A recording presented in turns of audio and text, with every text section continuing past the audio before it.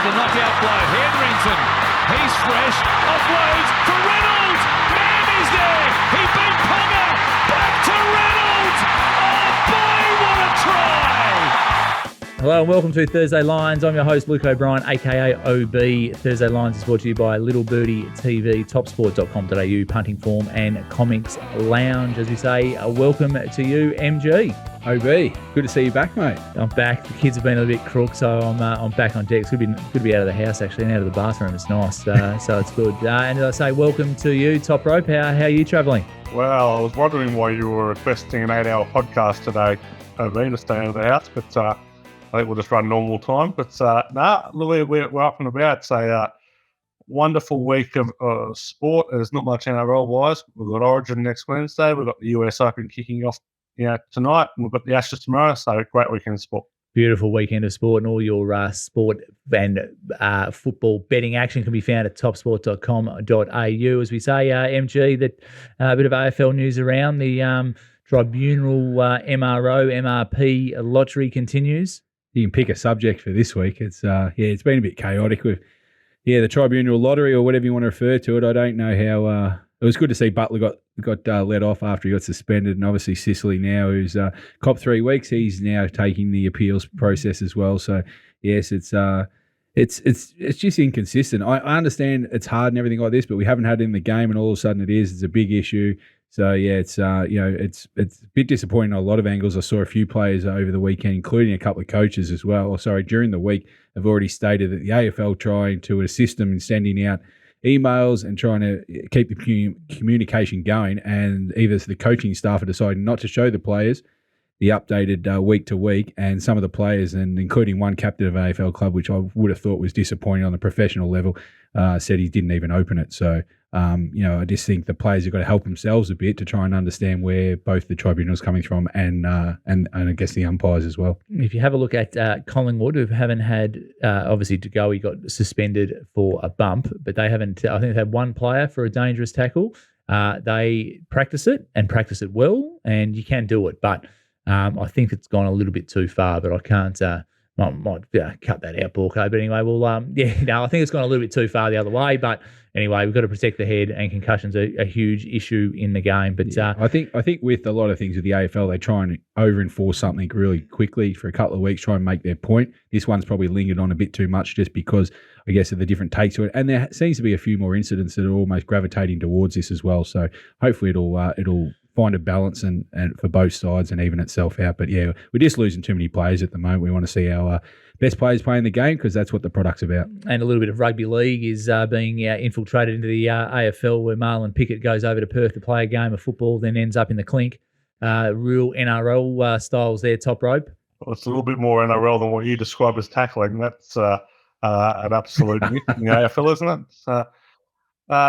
Look, it's you can call it NRL, but it seems to be a fairly commonplace that anyone who claims to be playing a southern version of football goes to Perth, seems to find themselves in jail. It's isn't pretty much every West Coast Premiership player from the 1990s in prison now? So I wouldn't be taking a high horse on that one there, Robert. And Origin teams have been announced. What's your take? A couple of names in the New South Wales side don't look too familiar. I'll tell you what. I'll give Brad Fittler this is the one thing I'll give him credit on. If you're going to do it or die game for your career, you've got a big set of balls to be going with Mitchell Moses and Jerome Luai as your half pairing. Absolute clown show. And for him to have the temerity this week to suggest he laughed at some of the criticisms that go on, he had no idea how to use Nico Hines in game one. It was discussed beforehand. It played out that way. It proved absolutely costly. And he has a temerity. He has no idea. He has absolutely none. And how Mitchell Moses got in ahead of Nico Hines is ridiculous. And the way Hines was treated, if I'm Hines, I'm refusing to ever play again if Fittler's cut, which means he'll be refusing game 3 because he won't be coached next year. This is a guy who won the Dally M last year, unquestionably the best available halfback for New South Wales. He gets misused in game 1 of Origin, loses a bit of confidence, has an ordinary game against the Storm on the weekend, gets dumped completely. Astonishing. Absolutely astonishing. Other selections, Mitchell back, big in. Tavita Pango Jr. dropped just goes to show what an idiot Fittler is. At least he had the decency to move on from there. Picked Stefano to Meccano, which was an improvement, but barely. And at least number 14, Reece Robson, can play a bit of back row if required. There's a pretty clear role for him that he will play. You would imagine he'll get time, unlike Hines in game one. So some improvement there. But this team is absolutely made to get destroyed. I don't know where the common sense comes in the half. It makes no sense. As we look at the prices for game 2 up at Suncorp, Queensland $1.57, New South Wales $2.40, the line -4.5, and the total under 37.5. All on Queensland for you there, Toprope. Yeah, I haven't done the form yet. We'll kind of have a look at some trends and stuff as after we kind of deal with round 16 in the NRL. But first glance, -4.5 looks an absolute gift. Better coached, better side, better players, all to win. I'll be looking pretty heavily at the minus there, I would have thought.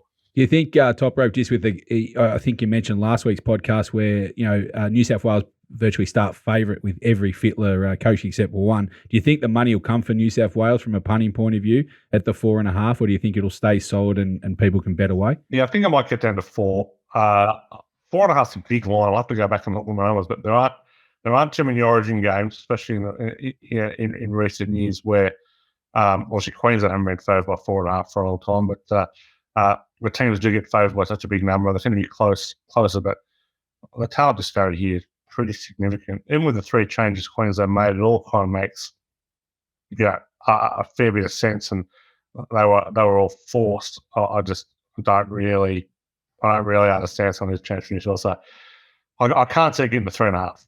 Okay. We might go to 4. I don't know that it'll get to 6, but it'll start maybe 4, could stay 4.5. And Shane Flanagan about to be unveiled as the new St George Illawarra coach, which we'll touch on a little bit later with you, Toprope, as we go through the match previews for round 16 of the NRL. But as you look at scores for round 13 of the AFL there, MG, you want to take us through those? Yeah, in different week, definitely a bookies week. There was plenty of upsets going on this week, and we started from the top where the Sainters, I think you might have tipped them. You like the Saints, but yeah, they did a job up there in Sydney, a pretty solid win against another disappointing performance by Sydney. I think their season's all but done. Very good match, this one, the Port Adelaide against the Bulldogs. Port coming over and beating the Bulldogs in the Dome for winning 10 straight. It's actually a high-level match. One of the better matches I've seen this year. The Hawkers, they're back. Big upset beating Brisbane. Brisbane at the MCG is a huge worry. 1-7 now. 1-7. They've got to do something about that. It was 13-14, I think, as well. Longer-term stretch out than that. But, yeah, very disappointing. Brisbane were in the game for long periods of time, and you would have thought on balance would have got the job done. But, yeah, Hawthorn ran away with it late. I think they kicked the last 4 goals of the game there. The Adelaide, we don't need to talk about too much. West Coast is completely uncompetitive. Casterton. I'm not sure where they go as a team, what the AFL can do for them. But yeah, Big Tex for his 250th put on 10 goals, which I think he's 7th. 7 was his best ever. So to kick 10 in front of a home crowd, they put on a show there. Adelaide, Richmond went over to Freo, got the job done. We were pretty keen on Richmond, and they were absolutely smashed in the betting. One of the bigger moves this year, opened 17, 18. I think we bet at 18.5, closed 7. Oof. So one of the bigger goes. Andrew McWalter factor. Yeah, and also the rain came in. Richmond just got an extraordinary record as a wet weather team, and it was a good close contest. But yeah, Richmond just ran out the better legs there.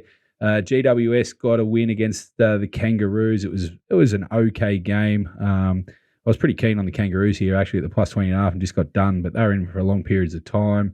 And a couple of big games crowd-wise at the MCG to finish off the round. Unfortunately, the games didn't live up to that. Billy and OB are at the last one, which we'll get to in a sec, but Essendon just continued Carlton's misery. It was a very good win by Essendon in the end, and Carlton just are in dire straits at the moment. We continue to oppose them, and they an easy bet at this stage to oppose them. And then the game you went to on the King's birthday now. Unbelievable day for Neil Daniher and the Big Freeze. They raised north of $3 million, I think you said. and Melbourne just getting the job done. Collingwood made that scoreboard flatter them a bit, and they kicked 2 goals in the last minute to get close. But Melbourne a better side all day, and stop Collingwood's streak. If you look at the AFL round 13 stats, all 3 of 8s, the favourites, the cover, the over total and the home win, all 3 of 8s at 38% in the bookies' favour. And the season favourites in the home team, or probably the 2 you want to be on there, MG. The outsiders are going well. It's still low percentage, normally up around the 70, give or take, so you're a bit low, and the outsiders going well, and the total on the over just scoring a bit higher than the unders at this stage. As we look at the NRL scores for round 15 at Toprope, a couple of upsets there as well. Yeah, the Titans did a number on the West Tigers. They're ending their recent run of good form. A couple of key injuries for the Tigers there. Appy Caruso out for an extended period with a busted jaw, and Luke Brooks on a hamstring, so they're looking stretched a bit thin. Jared Croker was 300. Ricky Stewart waited a week to give Jared Croker the honour of being flogged at home rather than enjoying a victory. So well done to Ricky. The Raiders started with plenty of energy, couldn't put the points on the board. Warriors took it 36-14, embarrassing performance from the Raiders. Mainly in the Dolphins, Fins down, baby. Fins down, 58-18. Might be time to get off the Dolphins here. They're looking pretty stretched at the moment. They've enjoyed a good year. They've played pretty tough, but that was a pretty... I'm off them. It was a pretty abhorrent performance, and it looks like OB going down to 7 NRL teams and 12 AFL teams now, so bad for the Dolphins. The Dragons beat an injury-ravaged Rabbitohs 36-30. They were without Latrell. They were without Cody. They were without Cam Murray. Made it difficult. The Dragons had a big lead. Only just come storming home, 36-30 over that one. Broncos, a sublime try to win that one. They were down to the Knights most of the game, but halves combined. Ezra Mann beat... flick pass to Adam Reynolds for the match winner there, 24-20. Broncos winning streak continues. Panthers beat the Roosters 30-6. They could have won that by 60. It was such a bad performance from the Roosters there, all sorts. Storm 54-10 over the Sharks. Wow, that was a bad performance for Cronulla. Nico Hines had probably the worst game of his career, but there's well on song there, Cronulla. Very good impressed bounce back from the Storm, who were well beaten the week before. And the Eels beat a dumb as the dog's proverbial on Monday, 34-12. Canterbury seemed insisted on kicking the ball in the second tackle, even though they barely had the ball. So, pretty poorly coached now. It's a pretty dumb performance with Parramarra easy minutes. As we look at the round 15 stats, the favourites 6 of 8 covered the line 5 of 8, the over total 6 of 8, and the home team 5 of 8. So, pretty comprehensive there. And the season totals look at the favourites at 63% and also the home team at 60%. Probably the way to go again, Toprope. Yeah, but those sort of head-to-head multis, favourites and home teams are looking about those having a line bet. You're still getting a big edge on the underdog. 56% colours for dogs. Okay, you heard it there from the Top Rope, who's got a little bit of company in the background as well. So as we look at the global wrap for this week. MG, NBA playoffs, the Nuggets too strong, and then the Stanley Cup over for another year. Yes, both finished back-to-back days during the week here, OB, so a little less to watch during the day now. But, Nuggets are very impressive, winning 4-1 on their home floor. Jokic, finals MVP. It was a pretty mundane finals, really, wasn't it? Once Miami was forced to 7 the game before, so... interesting there. The owner of the team has now won 3 championships with 3 different teams in the last 3 years in the NFL, NBA, and the NHL. So, Okay. Lucky bloke. Yeah, very lucky. He's had a bit of partying going on the last couple of years. Money by success. Yeah, and your favourite town, the Vegas Golden Knights, win the Stanley Cup, and geez, they're celebrating hard. It's a good place to win a Stanley Cup, as you said earlier this morning. They also won 4-1 in their series against Florida. And, if you're anywhere near Vegas, that would be a good spot to drop in for a drink. Absolutely. And the French Open finished for another year. Novak Djokovic won his 23rd Grand Slam title with a straight sets victory over Ruud and Iga Swiatek in a 3-set battle over there as well. So that's over for another year. And the Ashes, big weekend of sport. The Ashes starts on Friday night as we look at the The odds for topsport.com.au. The Aussies $1.91, England $2.50. The draw at $7. Oof, I'm looking forward to this, and the golf's on as well. What's your take on the cricket, MG? Yeah, looking forward to it. It's going to be a great series. Obviously, the Aussies just coming off the win in the World Championship against India. Very comprehensive there. They did a job in England, so they're well prepped. Their bowlers, they've just had Hazelwood come into the lineup. So, yeah, looking forward to it. It's going to be a great five-test series. Well, for how are England not favourites in the series? They've barely lost a test at home. They've absolutely been dominant under Stokes and McCullum. Australia haven't won a series over there in 20 years. No idea how Australia are favourites in the series. Oh, Toprope keen with a few stats. Well, they've brought back a spinner that hasn't played for 2 years to roll his arm over, so that's got to be some concern for him. Only knocking, but spin bowling, other than Shane Warne, has really played much of an impact in England in English conditions, has it? Yeah, true, but you still need that variety, to balance your side up. How's this variety? Having a guy who hasn't played for 2 years, that's pretty variable. Compared to Lyon, though, as a matchup, and then also the Aussies over the 5-test series have got a couple of handy backup bowlers for any injuries and also to keep them fresh. So I know what you're saying, but I mean it's almost pick 'em. It's not like Australia are dominant favourites. Yeah. And golf as well. The US Open podcast is online. Scoot Dogger and the great Toprope. You got a tip for us there, Toprope, for the US Open? Yeah, I'll just give the best one. Getting on the golf podcast to find all the bets there. There's let me give you a little spoiler alert. There's 1,000 of them, including about 50 props. But top pick, I'm going with the young Norwegian Victor Hovland. I think it might be his time 3 top 7s in a row in majors, and ticks every box for me. Is that the guy that caddied after winning the week before? Yeah. For his mate? He's also a good bloke, and he has a smile that makes him look like he has taken mushrooms for about the previous 12 hours. So, very happy guy, Victor Hovland, very good bloke. That was a good story, Toprope, but I love the highlight. I know you would have been betting in the tournament, but the Canadian Open, unbelievable eagle putt, 72-footer to win for the local hero. But what about the pro Hadwin getting tackled, run out with a bottle of champagne? Did you see that, OB? Yeah, I saw that. One of the great security tackles of all time. And did you see a couple of people went to his aid, but then a couple of other professionals absolutely pissing themselves laughing. Thought it was the funniest thing they've ever seen. And it was, because how often have you seen a 72-footer to win a tournament in a playoff, and then gets completely overshadowed by a tackle? Seriously, amazing hit. They even had the PJ and the AFL did a little combined piece this week with talking to some of the great defensive ends around some of the moves he had. So the security guards. So the security guards become famous, but I think the only thing that topped the tackle this week was Brooks Koepka finishing off his press conference by saying he'll see one of the Travellers next week. Talk about some bottle. Oh, it's amazing how a putt can get overshadowed, but it was. Anyway, that's a time. That's a wrap for Global Wrap for this week. And right now, it's time for Thursday Lions, brought to you by topsport.com.au, family owned and operated for 35 years. Bet with a bookie you can trust. Bet with topsport.com.au as we look at the AFL Premiership prices. MG. Yeah, Collingwood drifted just a little after losing to Melbourne. Melbourne obviously just tightening up a bit after their win to Port continue to shorten as their win streak now stretches. Brisbane eased a little after their shocking performance against Hawthorn. And the Catters, who you told me before the show, you're starting to really warm to the Catters. So they might be the value pick going into Port Adelaide this week. And if they get that win, then you won't see double figures probably for the rest of the year. Yeah, the Catters are just going to tighten the screws, I think. As we look at round 13, we might glance over this one, MG. The AFL Stings was a tough one, 2 of 8.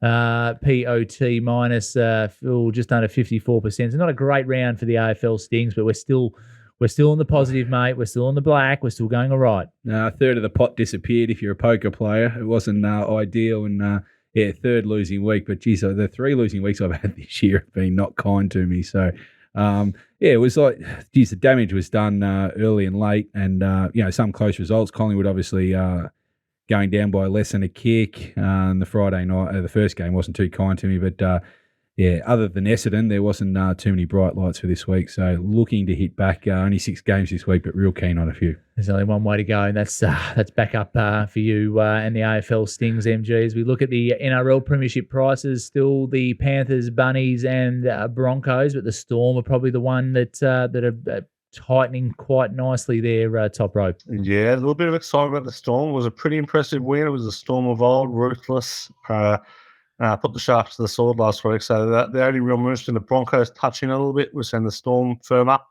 and the Sharks out the back door kind of dropped to that second tier with the Eels and Warriors, Roosters, Raiders. Just a little note on the Warriors. I don't think the Warriors can win the Premiership, but $26 is a big price. They've got a very easy draw coming home.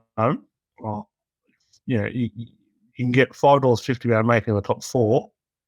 I don't think that's the worst bet you'll ever have in your life. So by that reckoning, I think the $26 is probably a touch of over. So those looking to kind of trade in or out, I reckon you take the $26 a Warriors. I do reckon they'll be shortly up. Okay. Oh, I like that. As we look at the GGOA for round 15, 3 of 5.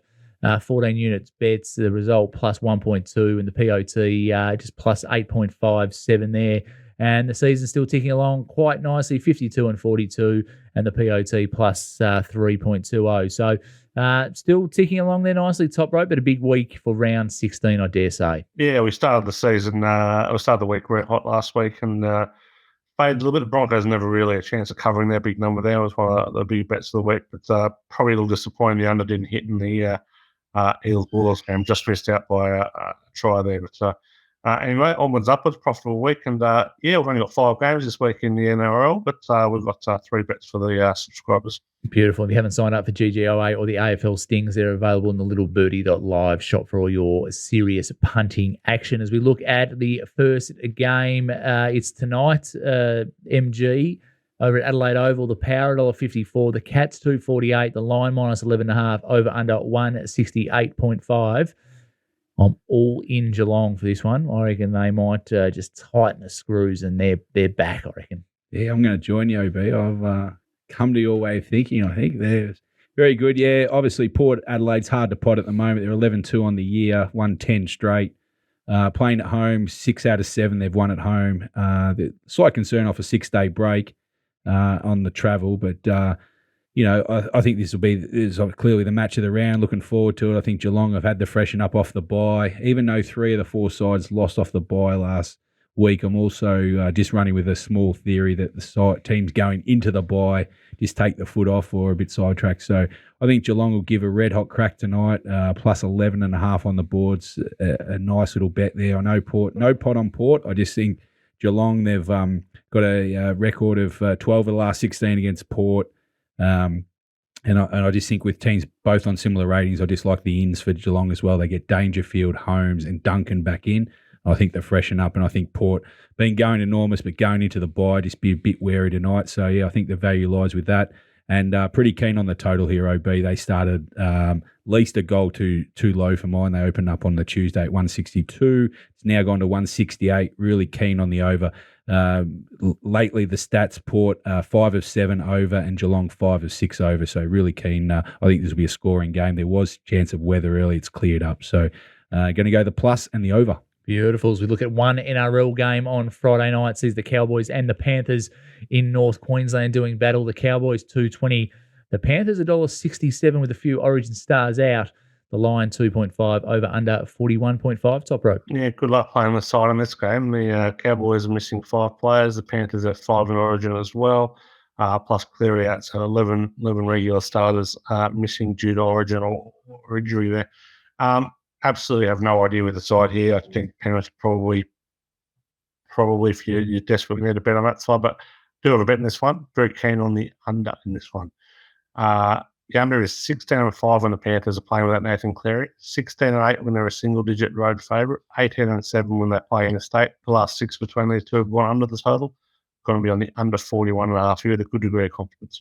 Ooh, okay. A bit of a defensive tussle on a Friday night up in North Queensland for top rope as the AFL match of the round sees the Tigers $1.69, the Saints $2.12, the line minus 5.5, over under 158.5.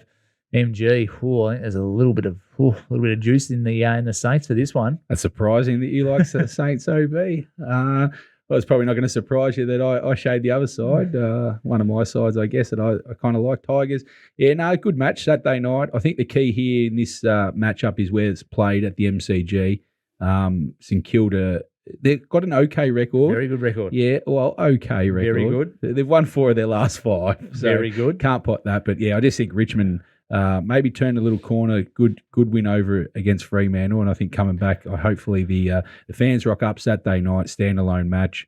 Trent Cotchin's 300th game. Yeah, so it's a big occasion. And I just think they won't let him down, 3-time premiership captain. The betting's about right. I probably can't come into a side. I just think Richmond will get the job done, but I think the market's about right. I was thinking of backing the under here. I kind of liked it at 164.5. It's gone down to 158, so I've kind of missed the boat there. So I'm just going to stay out now. I think it's at about its right. I don't think this will be a high-scoring game. There is a chance of some weather around, so it's probably going to sit out and just see how it goes out. But, yeah, looking forward to this. I think it'll be a good contest between St Kilda, obviously 5th on the ladder, but Richmond are starting to make their way back. So I'm looking forward to this one. Eels and the Sea Eagles on Saturday twilight sees the Eels $1.55 and the Sea Eagles $2.45. The line -4.5, over under 42.5. Top rope. Absolutely stunned at betting on this one. I priced Manly up as small favourites in this one. I know they're without Tom Traore's and Daly Chervins, but Parramarra are missing Mitchell Moses. They've covered just one of their last 6 without Moses, a far worse record than Manly without Turbo or Cherry. Manly have covered 5 of the last 6 against the Eels, and the most notable stat of all, teams are scoring 50-plus over the last 4 years, 25 and 7 against the spread. Road teams in that spot, 14 and 3 against the spread. Underdogs in that spot, 22 and 9 against the spread. Chips in Manly +4.5 here, back him straight out, back him 13+. Oh, you know how much I like it when you start talking stats. So I like that, top rope. So chips in on the Sea Eagles there for top rope. Carlton and Gold Coast is the early game on Sunday. Carlton $1.71. The Suns $2.08. The line -4.5. Over under 159.5. If Carlton do not win this, I would get security and police presence outside Icon Park immediately. Borko can just queue up what I've been saying for the last 6 weeks on Carlton. Pose, he can do it. Even Top Rope's sick of me hearing saying this, but yeah, Carlton, what a bunny they are at the moment. Glad I've jumped onto this train at the right time. Again, Essendon just waited late, got the best price, and they got the job done. These modelers, at some stage during the year, will plug in the right team for Carlton is going no good. The money's already come for Carlton again this week. They opened 1.5. It's now 4.5. The early money's all for Carlton. Just sit and wait until come Sunday. Back Gold Coast Suns at the plus. I'm tipping you might get 5, 6, maybe even 7 here. On my ratings, I actually had them slight favourite in this game. So it's a bit like Top Rope in the last match with Manly. I'm not chips all in because they're hard teams to trust. And what's the saying? Even a blind squirrel finds a nut every now and again. And at some stage, Carlton have got to win a game. But for now, until that happens, I'm going to keep opposing. Happy to. Gold Coast are off the bye. They won 2 straight in Darwin before the bye. I think they're up and about. Carlton's woes continue. They've lost 6 straight. They've lost 8 out of the last 9. Their coach is under pressure. Their 2 forwards couldn't kick 3 buses in a row if you lined them up. They're kicking 3 out of the last 4 weeks here, OB. They've kicked 7 goals 15, 6 goals 15, and 6 goals 16. That's not winning many football matches. Isn't that good for AFL? Isn't that pretty strange for AFL? Don't be a smart ass here. I've given you a good tip here, Top Rope. So really keen. Bet late on Gold Coast, and we did bet early on the unders in this game. I think it will continue to be ugly. Gold Coast will love it. They're a good defensive side, so there won't be many points in this game. So, yeah, the outsider and the under for you. God, more pain for the hapless Blues for MG, and won't he be happy as we look at the Sharks and the Bulldogs. 4.05 on Sunday. The Sharks $1.23, the Bulldogs $4.20. The line -12.5, over under 44.5. Yeah, don't love this game as a betting proposition. -12.5 seemed about right. The Sharks have won the last 4 against the Bulldogs, all by 12 plus. They've won 10 of the last 12, but the Bulldogs have covered 4 out of the last 20, so they tend to be reasonably close games, at least closer than the market usually suggests. little angle here for the Sharks, if you want to go on them. Home teams off conceding 46 plus, cover at 67%. The Sharks, better in the daytime, they've covered 18 of 26. The Bulldogs, they are 17 and 25 against the spread in the day, 31 of 42 against the spread as an underdog, but have covered 7 of 11 as a underdog of 12 or more. So, look, if it gets to 11.5, I would be backing the Sharks with probably a decent amount of confidence. But if it stays at 12.5, maybe small bit the Sharks for the Desperados out there. As we look at the final two games in a reduced round 16, the Knights $1.52, the Roosters $2.55, the line -5.5, over under 44.5. First time the Knights have been favoured over the Roosters since 2011. It's been a long time waiting, so it's a little nugget for you. But even saying that, I kind of went into this game thinking, this seems like a bet on the Roosters. I've got to be with the Knights here in this one, actually. So they've covered 12 of 18 as a home favourite. But this is really a play against the Roosters, who without James Tedeschi, without Lindsay Collins. The Knights are pretty well versed. Only lost Frizzell, but got Callum Ponga there. But the Roosters have covered just one of their last 8 away from Allianz. They've covered just 4 of their last 12 as an underdog in New South Wales. Just 2 of their last 12 as an underdog getting at least a try. I am with the Knights here, and I'm backing them with a good amount of confidence this one. And Saturday night sees the West Tigers host the Melbourne Storm. The Tigers $2.75, the Storm $1.45, the line 6.5, the over/under 41.5. Yeah, tough game. The Tigers have historically played the Storm pretty well. That's kind of going away a little bit in recent times. The Storm won 5 straight, all by double digits. But I've been pretty happy with the way the Tigers have been playing lately, but the injuries just don't take hold. Stafford Toa's now playing the halves. No Brooks, which is not a huge loss, but it's not great when Stafford Toa's playing the halves. Api Coruscant's out as well, so they're playing a debutant on the bench to pair with Jake Sinkin. They've won one of their last 9 at Campbelltown. This seems like a pretty good spot for the Storm. No Munster, no Grant for them, but they have covered 24 of 37 interstate, 6.5-point favourites. Leaning towards Melbourne. Other notable point with Melbourne, they've covered 26 of 37 against bottom 8 teams. So, lead towards Melbourne here, but I wouldn't be steaming in with no Munster and no Grant either. Oh, thank you, Toprope. Reminder that GGOA can be located in the littlebirdie.live shop for all your NRL betting action. As we go through the final 3 games of AFL Round 14 action, the Lions $1.21 and the Swans $4.20. The line -27.5, over under 172.5 for your Friday night fixture, MG. Not a match I can really come into. I kind of agree with both the betting there and the line and the total. So not a play for me here. I think Brisbane's bounce back factor here at home is the key for me. Coming off a terrible loss against Hawthorn last week, I think they would have had the win put up and by Fagan. He's made a few changes as well to senior players. Gunston, Rich and McCluggage all out. Yeah, McCluggage obviously because he got grounded by Sicily. But Brisbane back at home, 5-0 this year. Sydney have lost 5 of their last 7. And their only 2 wins have been Kangaroos. They fell over the line when Kangaroos choked by 3 points. And they beat a hapless Carlton by 26. So I think Brisbane back at home, they'll get the job done. They've got too much offense and Sydney got too many injuries in the defensive half. GWS host Fremantle on Saturday twilight. The Giants $1.80, the Dockers $1.95, the line -1.5, over under 168.5. Yeah, early betting OB has seen a change of favourites. The Dockers actually opened up 2-point favourites here. Now the Giants are 1-point favourite at home. I'm going to go against the market flow here. I think Fremantle, I'm going to wait until on the Saturday to bet if the current trend goes towards the Giants. But Giants have lost 4 out of their last 6, and at Giants Stadium, they've lost 7 of their last 8. So I can't come into the Giants.